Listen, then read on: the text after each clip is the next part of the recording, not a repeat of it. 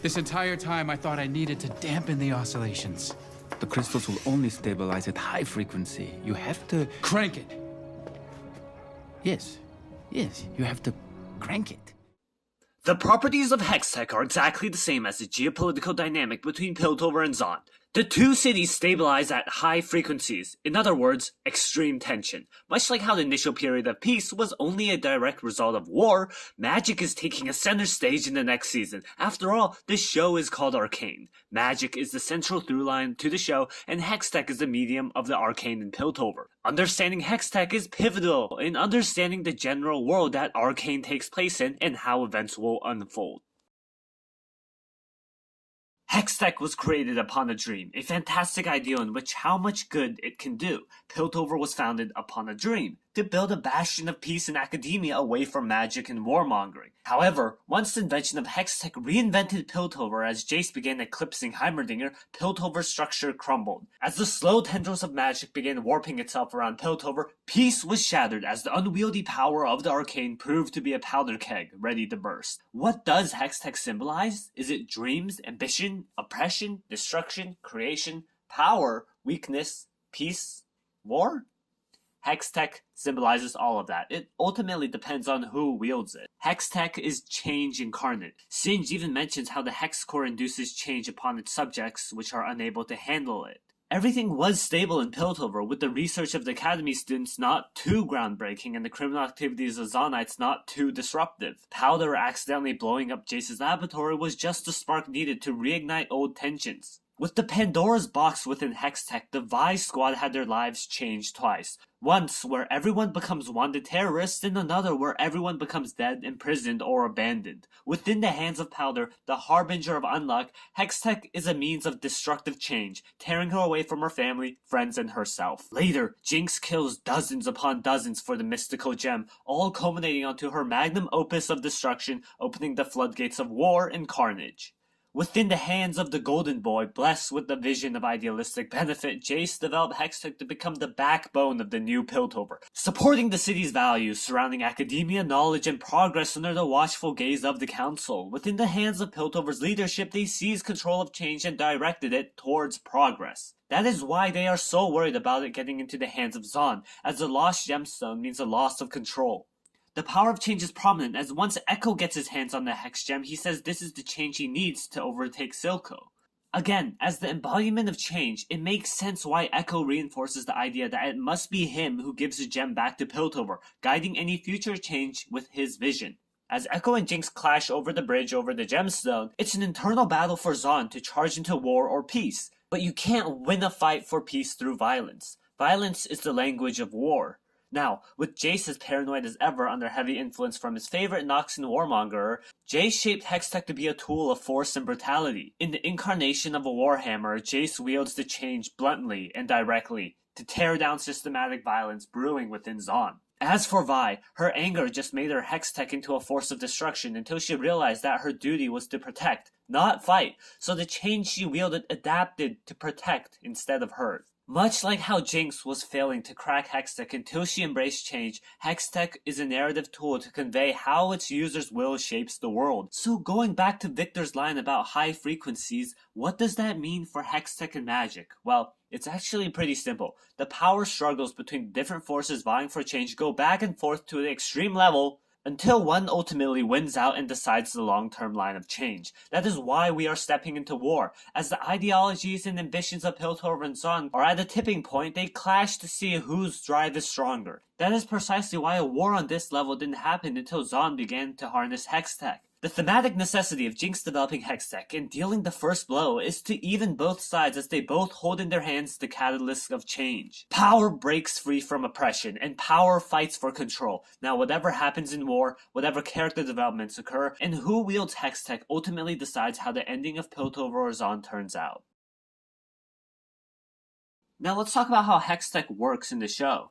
By itself, Hextech is simply energy. The raw hex crystals are basically balls of power that are really prone to breaking and releasing their energy everywhere. They are pretty fragile, and Jace's entire research was to find a way to stabilize the hex crystal where energy is passively and controllably being released in a usable state. It is with the stable form of the hex crystal that Jace and Viktor were able to conduct their first practical use of Hextech, levitation and acceleration. It makes sense for Jace to start off with this application of magic as he saw this form firsthand to inspire his entire dream of Hextech.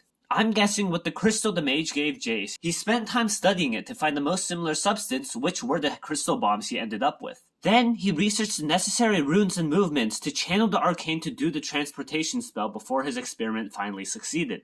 As a result, the initial Hextech model for transportation was developed upon until Piltover constructed the Hex Gates to transport mercantile airships. The Hex Gate Tower itself conjures runes in the direction of travel and channels Hextech energy to actually launch the device. It was noted by Jace that Hextech refineries exist, which probably create the power cells that we observe being installed in the Hex Gates to power the station. As for Jinx, we never see her emulate the levitation spell. Her entire goal was just to get the stabilized Hex Gem. Now it's interesting that the Hex Gem needed to be stabilized, considering how it's already a refined and reinforced version of the crystal. Wasn't the point of the Hex Gem to bring Hextech to the masses? In a naturally usable state so ordinary people wouldn't have to do a gazillion hours of research. Well, for Jinx, I think she was trying to harness the power of the gem. Since her goals are to actively create new Hextech devices, she needs to understand how to draw out the arcane from the gem. The stabilization experiment was to find a way to draw out the arcane's power safely and consistently, where the power discharge itself was stable. Here we go. It's all about these runes. They form some kind of mathy, magic-y gateway to the realm of heebie-jeebies. And this turns it on. So, here goes. Through the Hextech notes, Jinx finds out that the key to Hextech is the runic input that connects our universe to the realm of magic that flows into our world in different mediums. Stabilizing the gem is opening the initial portal to access properties of the arcane, to which every device uses to open different portals for different functions. This is how the first generation Hextech devices worked, as Hextech developers experimented with rune combinations to find out what properties they do, then creating machines around those properties. Take the laser claw, which utilized the arcane by channeling a beam of energy, heat, and light, or the Atlas gauntlets that when powered seem to get lighter and have some anti-gravity effects to lift heavy objects. The Atlas gauntlets also have a special feature to generate a shield. Given that this is first generation Hextech, this feature is intentional to the device and wasn't a result of runic resonance in accordance to Vi. Second generation Hextech is adaptive freeform arcane more akin to the abstract channeling of mages. When Viktor is dying in the Hexgate Tower, the whispers of the arcane speak to him through Hextech, as Viktor directly notes his observation. This birthed the hexcore, a thinking, adapting Hextech contraption that, for lack of a better words, is alive. In fact, Viktor creating this device was specifically because the living arcane spoke to him and influenced him to create the physical manifestation for it. As the only second generation Hextech device as of Season 1, the hexcore is alive and I will be referring it as so from this point onwards. The Stage 1 hexcore wants to adapt to its surroundings. I like to note that when failing to adapt to a runic combination, the hexcore shits out a column of light, just like when Jinx fails to calibrate her hex gem. Now, this would just be a coincidence if they weren't shown in the same episode within 10 minutes apart. My guess is that both users are failing to utilize the Hextech in its intended form.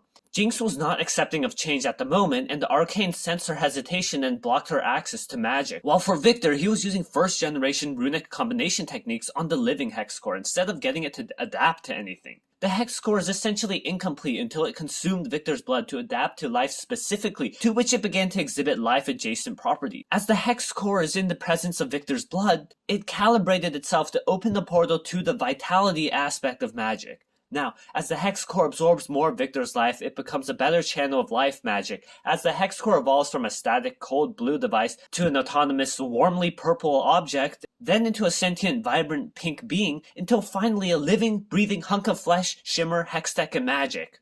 The Stage 2 hexcore, as Viktor stares into it, seemingly transports Viktor into another world of magic, but as it moves on its own, calibrating and adapting itself to reality, it calls out to Viktor to play. Understanding that it's now adapted, Viktor syncs with the hexcore, adapted to him, as now Viktor begins adapting to it.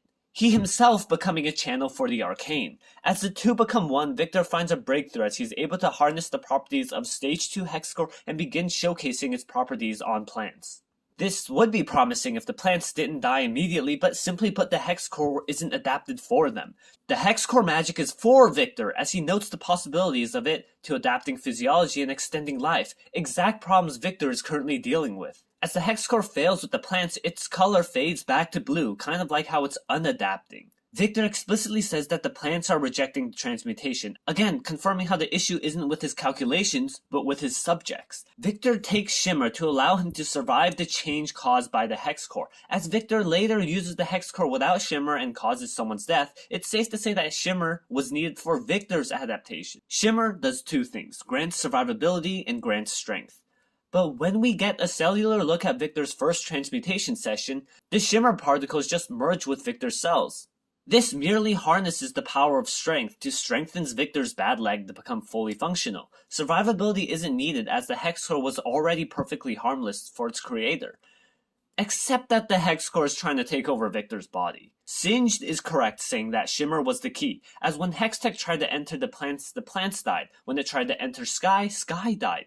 Viktor is the host that the hexcore wants, yet Shimmer strengthens Viktor's body to resist its effect. Instead, the hexcore engraved a change of strength inherent within Shimmer onto Viktor's body. It's safe to assume that the new Shimmer cells now made up his new purple running leg. And again, I want to point out that when Viktor killed Sky, he got a new purple hand without taking Shimmer. It's possible that the hexcore adapted to the change Viktor was trying to create and can enact it on the rest of his body from that point onwards.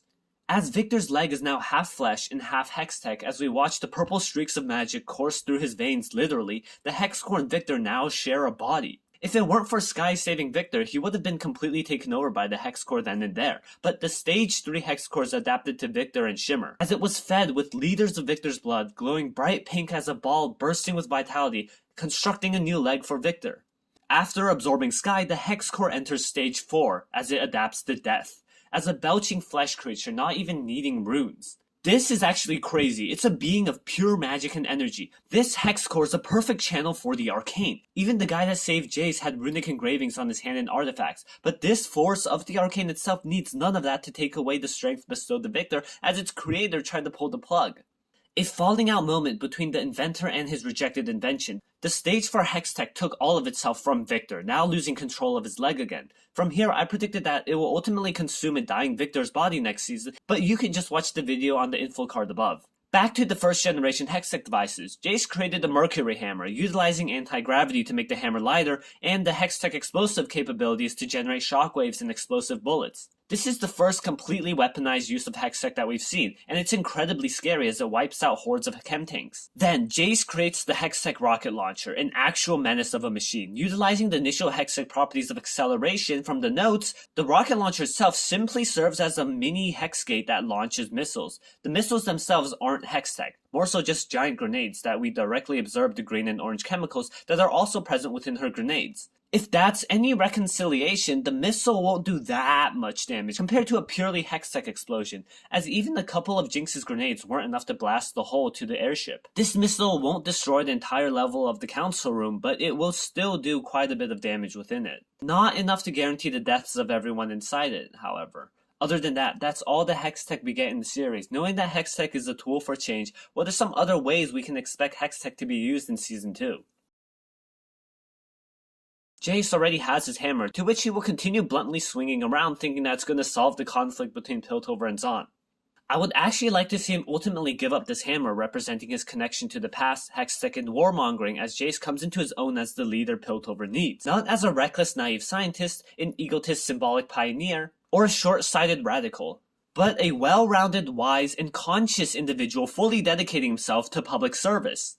As for Vi, we get sneak peeks at her Season 2 outfit with shoulder pads similar to Enforcer's and noticeably smaller gloves. I think this works great for Vi, as the smaller size might represent her mental shift from violence and anger to protecting and compassion. Season 2 Vi has a lot to juggle on their hands, protecting Caitlyn, protecting Powder, protecting Piltover, and protecting Zahn. As Act 3 teases her shift in mindset, Season 2 Vi will be a sentinel of protection, as Hextech helps her enact her vision onto the war. As for Jinx, she breathes destruction. Now armed with 3 hex gems with an appetite for annihilation, I said before how Jinx will destroy all of Piltover. I can easily see her creating a time bomb that would smash together 2 pieces of gemstone like a fission bomb that would wipe Piltover off the map. Also symbolically, she represents the anti-Vi with the unstoppable force of Jinx against the immovable object that is Vi. Offense versus defense. Now with Echo, he is working on creating his time rewind device with Heimerdinger. He still needs Hextech to power that, and I'm curious how he'll go about that.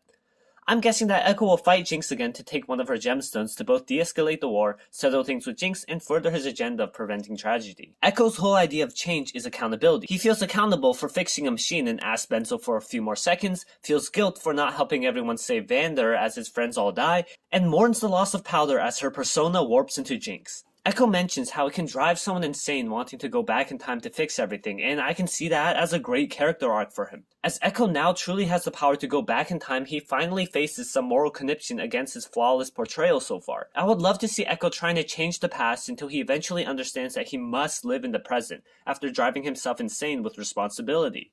It would also be cool to see Heimerdinger get his turns to grenades like we see in the game, but there are so little hex gems to go around, I don't know if he actually needs Hextech. Heimerdinger's change is more so personal as he learns to value life and be more conscious of mortality. As for Caitlyn, Grayson asks her what she's shooting for, to which we don't get an answer of that yet. Now bloodlusted for Jinx in Season 2 and hopefully going down the road of vengeance as we get Black Lipstick Caitlyn teased in the Annecy Awards, Caitlyn is going to kill.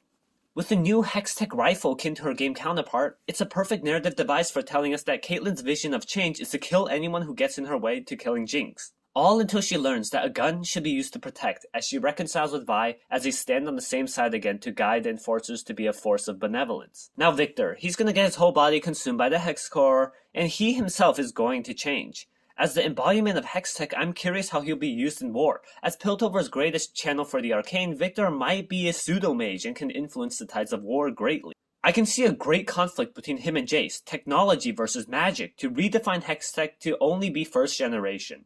Controllable and safe for the masses. Even Heimerdinger came around to appreciate first generation Hextech. It was only until seeing the wild chaotic nature of second generation Hextech that he truly got scared with its potential. As the final character point for Jace, I can see Heimerdinger's worries about the unbridled arcane pass onto him as end of story Jace strikes the perfect balance between ambitious naivety and stubborn wiseness. Now in Bessa, she might get a Hextech wolf sword or something, full analysis prediction video on her soon. And finally, for Singed, the guy who wants to conquer death, we get hints about him used to having a daughter, his interest in Hextech, and teasers for the league champion Orianna that is entirely made of Hextech. So maybe Singe will get his hands on Hextech somehow to feel his change of conquering death and he brings back his daughter. But overall, look out for Hextech as we're all looking forward to seeing the change that the characters create in Season 2. Thank you guys for making it so far in the video. I hope you guys enjoyed my video about Hextech. Hextech's pretty cool. I don't know if I'll make a video about Shimmer or Chemtech in Zon. I don't know if it's that narratively important, because the whole reason Arcane happened, Piltover Arcane happened, was because Hextech was created. It literally was the powder keg that kickstarted all the events that happened. But anyways, next video, depends on how busy I will be. Finals are happening. Maybe I'll make a short video like what's next for Echo or something. But that's gonna be the video for this week. Took 2 weeks to make. Sorry about that. And I hope you guys enjoyed my video. Leave a like, comment. I really enjoy all your comments. Even if it's hate, I'm going to heart that stuff. And yeah, I'll see you guys in the next one. How about that?